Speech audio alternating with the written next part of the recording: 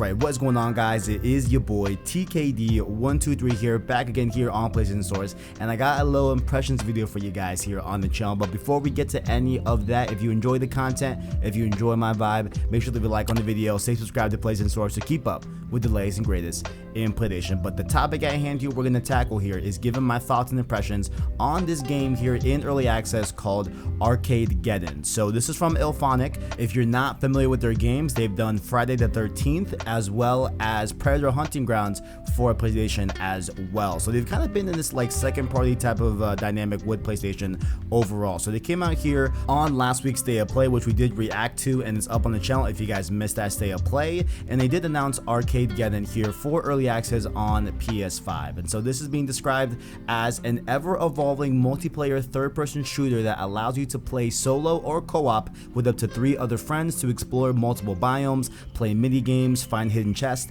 and defeat waves of different enemy types and boss levels. Just gonna cover it right here as well. You know, I was not able to get into a co-op lobby. Granted, I only tried at like really odd hours. It was like 6 a.m., you know, 7 a.m., like pretty early here in the great state of Arizona, and I was just not able to play any co-op. But I hear good things about it. I hear a lot of people really enjoy it, and you know, just playing this game for multiple hours just solo by myself, I do see how this could definitely be a fun game to play with other friends for sure. And definitely in those higher difficulty levels, I kind of wish I had some more backup, because yo, I was getting my ass handed to me for sure in Arcadegeddon. But definitely there is co-op there. I hear good things about it. But the story is centered around the last arcade in town that is in jeopardy due to a mega corporation called Fun Co. Gilly, the owner of the arcade, creates a super game to combat Funco, but the mega corporation strikes back by hacking the game and injecting it with a virus. Our job as players are to rid the virus in the game and not only save the game itself, but also save the last arcade standing from the mega corporation. And so that's essentially the story. I have, you know, some issues with how they actually deliver the story itself, but we'll get to that later on in the video. But the game itself, Arcadegeddon, is available on PS5 early access for $20. So that, you know, definitely is a little bit of a kind of give and trade there, where it's a new IP. Granted, it's from IllFonic. People, I think, are familiar with their games, from Predator Hunting Grounds to Friday the 13th. I feel like a lot of people know IllFonic, but definitely $20 for an unproven IP, definitely something that I can see a lot of people struggling with. But spoiler alert, honestly, if you know, put down that 20 bucks, if you got 20 bucks to spare, honestly, I don't think this is the worst thing you can buy for $20. But let's talk a little bit about the nature of this game being in early access. IllFonic has said that it has plans to remain in early access for 7 months, with seasonal updates and monthly patches to accommodate the player feedback they receive during this time. So they do have a nice overall roadmap as well that we will talk about later on in the video, that is in the game itself, where you can see what they plan on adding and the content that they are rolling out over the next few months in early access. And so really great stuff there. And let's go into the actual game itself with impressions. I have a few sections here that are going to be structured around things I want to talk about. First up here, Gauntlet Abilities. These are essentially the ultimates in the game. I do want to start on this because a lot of your progression really does tie to these Gauntlet Abilities, okay? So Gauntlet Abilities are essentially ultimate abilities from other games. Think, you know, Overwatch, etc., right? You all know what ultimate abilities are in games, right? And they regain their ability bar by killing other enemies. So enemies will like drop this blue orb, it'll run to you, and it'll start filling up your extra Gaunt abilities as well.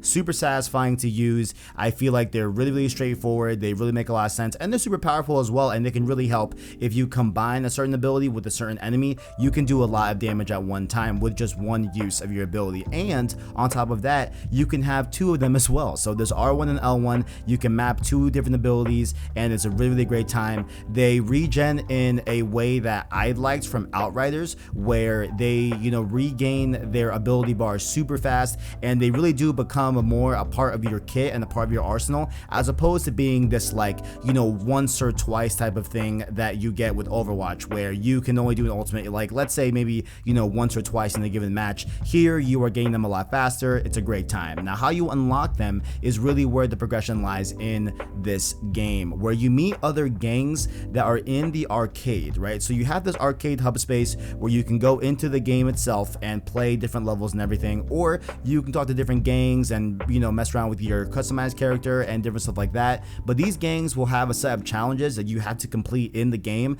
to unlock different cosmetics for their gang that really does fit in line with their style. Along with completing all the challenges, you will get their Gauntlet Abilities. So I've only unlocked 2 at this point. You know, I'm pretty early on still. The ones I've gotten is like this essentially just area of effect, like fire type of you know, Gauntlet ability, and I've also gotten one that is a freeze one that just really slows them down and they get frozen in ice. That way they're easier to kill. That one I don't love. I definitely love the first fire ability a lot more than the ice one, but I see how, you know, a lot of these abilities, you know, they do regain over time, like I said before, so they are very useful overall. Just learning how to use them is really going to be the key and everything. And of course, like I said before, you can get different cosmetics from doing these challenges from each gang member, but you can also go to a cosmetic item shop in the arcade as well. You gain tickets when you play the game, so you use these tickets to be able to get different cosmetics. Granted, this is early access. There's not a ton of really cool looking cosmetics right now.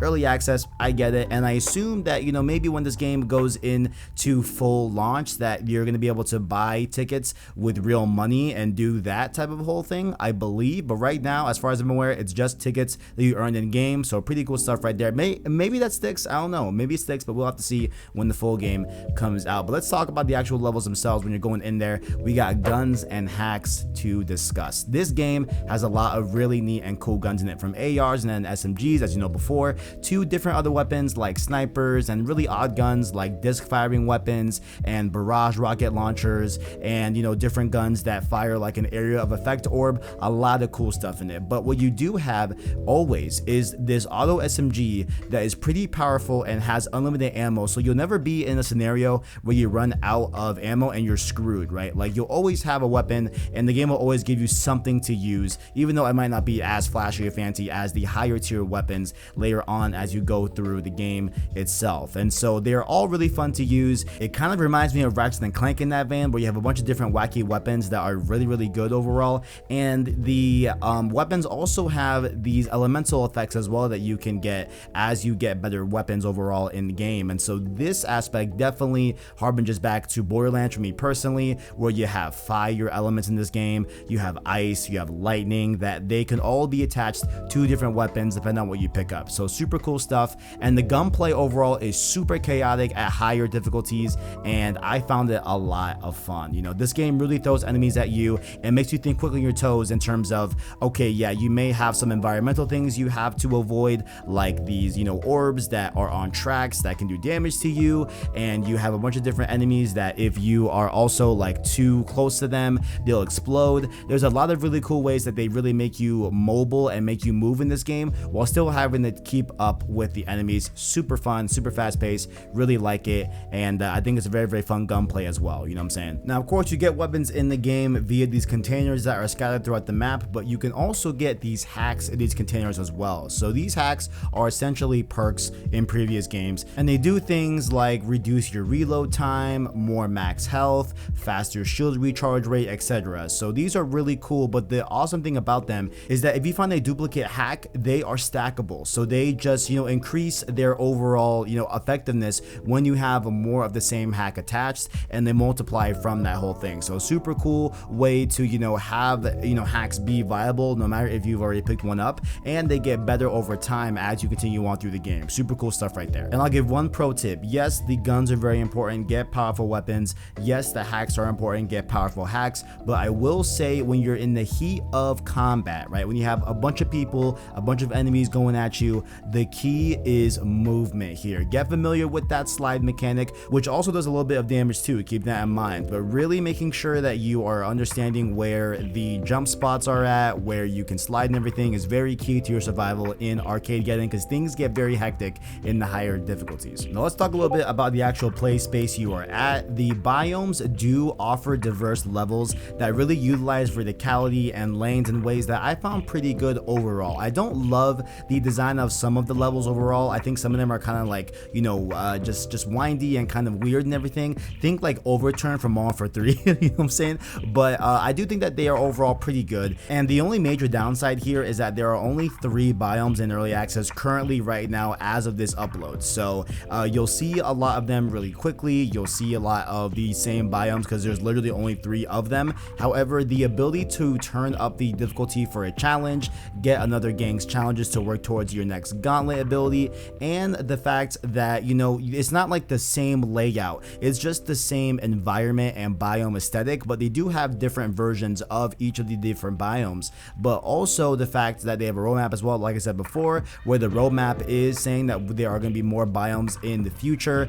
that can make it all feel fresh as you're playing early access. But definitely just know that there's a very limited amount of content here right now in early access for $20, but they are going to add more stuff, so might as well get in now. If you enjoy the game, you might as well get in now, and there's going to be more stuff coming in the future. Yes, limited biomes, but the biomes themselves are very multi-layered, a lot of verticality, like I said before, tons of areas to explore with different containers to find to upgrade your arsenal and different things like that overall. So super in-depth, big biomes. Just there's only 3 aesthetic visually, so it could be, you know, a little bit, you know, less in that vein, but definitely keep in mind they're adding more and all that good stuff. And the last thing here is that each biome ends with a little mini game, right? So this little mini game isn't the most revolutionary thing in the world, okay? It could be defend the computer, it could be destroy these targets around the play space and stuff like that in a given amount of time. So they do add a little bit of chaos while you are trying to, you know, fend yourself from enemies, and it does add this really fast-paced, chaotic environment for a play space.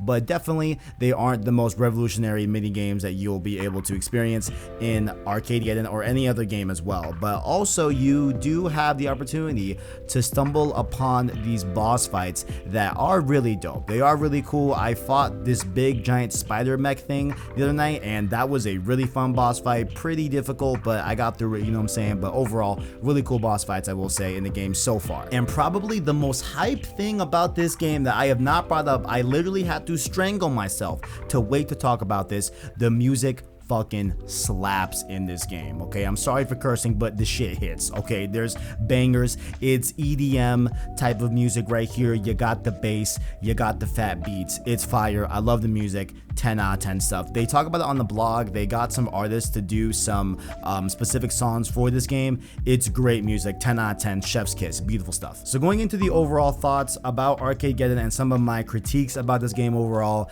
the tutorial definitely feels long in the tooth, that it doesn't really need to, right? And I know, like, you know, yes, you gotta teach players how to play this game and everything, but I think that they could have done that in a better fashion and just an easier way overall, right? So I think the tutorial definitely needs some work. It's a little bit too long. It's definitely kind of like, like I just want to get into the game and play it, you know what I'm saying? So there is that, along with you having to go back to the arcade every time you're done with your challenges. You can't go and equip your surge, because in the biomes, right, in a level, there is essentially like a halfway point where you can buy ammo, you can buy different guns, and also you can swap a surge as well. And so you can, you know, instead of, you know, like if you have 4 different surges, you can swap it, you know, your R1 for a different one if you weren't liking the one that you had on equipped. But the thing is that when you unlock a new surge ability for like a new gauntlet ability, you can't equip it if you earn the challenges in that given match. You have to back out,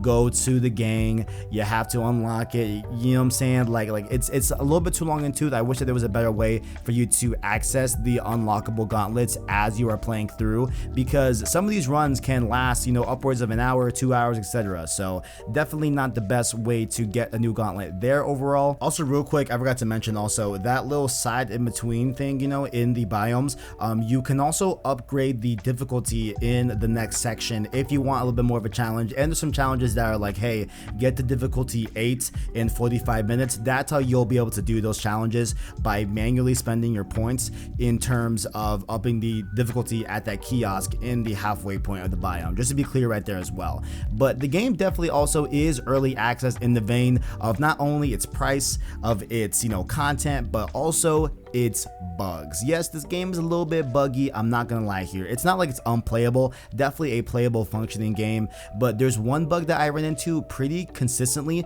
where if you're sliding and you end up sliding into a wall sometimes, and you don't, you know, stop the slide before you get to the wall, you'll just infinitely slide, and you have to kind of like turn the camera around and jump out of the slide animation to stop it from just sliding into the wall infinitely. So that's kind of a weird bug. Not sure if that's just like an intentional thing. I'm not sure what that's about, but definitely there are a few bugs here and there that I've noticed overall. But overall, listen, man, I'm very high on this game. This game has a very high action, fun gameplay offering with a lot of replayability, from having the difficulty levels to the different challenges that you have to complete overall, different weapons, etc., different gauntlet abilities, and there really are a lot of really fun guns to use that all tie together with a dope soundtrack, the fat beats. If you got nothing to play on PS5 right now, you could do a lot worse than spending $20 on Arcadegeddon Early Access for PS5. So I'm not sure about the longevity of the game, and I do think that a lot of people are going to like it if they do give it a try. It might be something that has a word of mouth type of thing and everything. There aren't a lot of people talking about this game right now, but I definitely did want to give my input because I do think it's a pretty good game overall. I do think it's a really good game. I'm still having fun with it. I still plan on playing it literally tonight and everything. So I think it's a really good game. You know what I'm saying? For 20 bucks, I say why not? And if you're into the like fast-paced combat of like Doom and the weapon variety of Ratchet and Clank and Borderlands, I think you'll have some fun with this game. Also, you know, it does have a little bit of a roguelike element to it.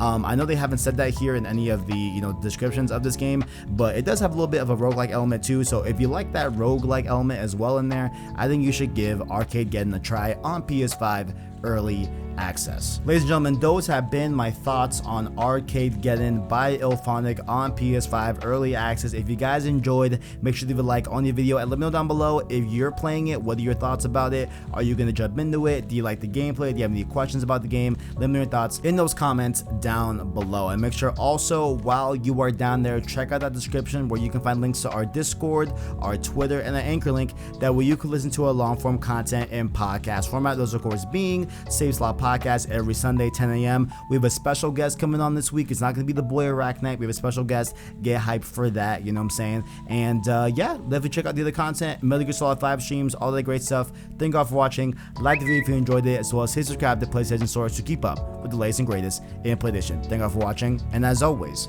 greatness awaits.